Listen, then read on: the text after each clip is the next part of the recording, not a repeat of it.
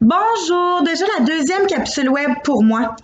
À croire que j'y prends goût. Aujourd'hui, je vais vous parler d'un autre sujet intéressant et encore plus important en cette période de crise, qui est l'hyperphagie. Mais qu'est-ce que c'est?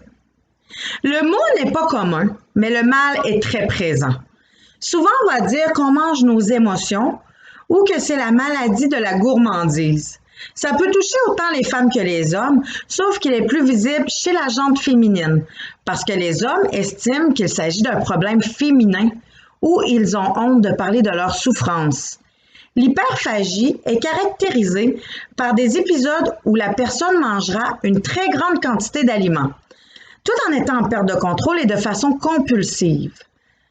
Les personnes qui souffrent de ce trouble alimentaire n'utilisent pas de méthode compensatoire. Donc, ils auront tendance à avoir un surplus de poids ou à être obèses. Durant le temps du confinement, on ne se le cachera pas. Nos routines sont chamboulées. Nous devons apprendre à vivre avec notre solitude. Nous vivons beaucoup de stress et aussi la peur de l'inconnu.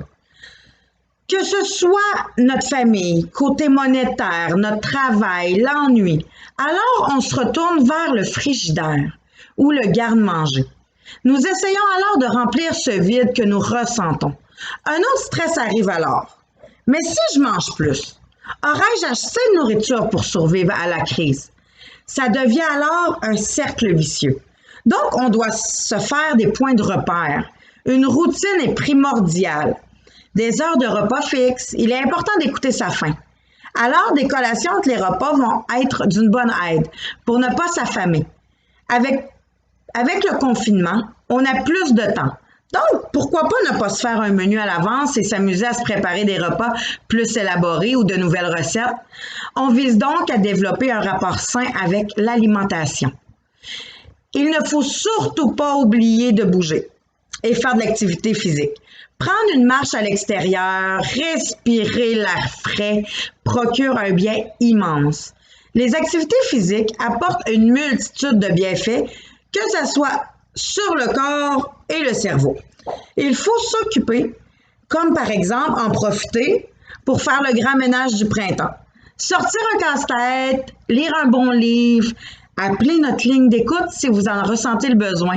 Nous laisser un message via Messenger sur notre page Facebook. Rappelons-nous que l'hyperphagie est une des pires dépendances, car les autres, nous pouvons arrêter de la consommer, mais celle-ci, nous ne pouvons pas, car la nourriture nous est vitale. Mais ce que nous pouvons faire est d'améliorer notre relation avec la nourriture, pour notre corps et notre esprit. Je conclus en vous partageant un événement important pour notre organisme. Ce mois-ci, Équilibre Santé Côte-Nord fête ses 20 ans. Et oui, déjà! Bravo à Josée Pelletier, directrice et fondatrice de l'organisme, qui a une super équipe dynamique sur place. Il est important pour nous de véhiculer à notre entourage des valeurs saines concernant l'alimentation et l'image corporelle. Je vous souhaite une belle fin de semaine et n'hésitez pas à nous contacter. Bonne journée!